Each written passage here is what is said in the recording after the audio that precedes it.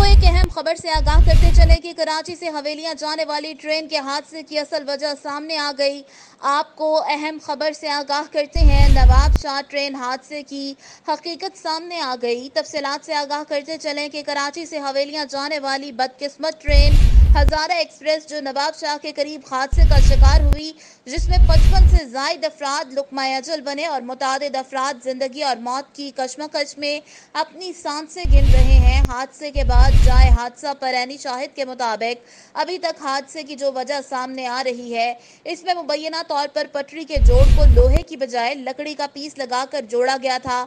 जो वीडियो में वाज़े दिखाई दे रहा है, जिसके टूटने की वजह से मुतादिद डब्बे ट्रेन के पटरी से नीचे उतर गए, जो जानी और माली नुकसान का बाइस बने। अवाम की महकमा रेलवे के अफसरान और हुक्मरानों से अपील है कि इस वाक़े के जिम्मेदारों के खिलाफ सख्त कार्रवाई की जाए ताकि ऐसे वाक़यात दोबारा रूनुमा न हो सकें।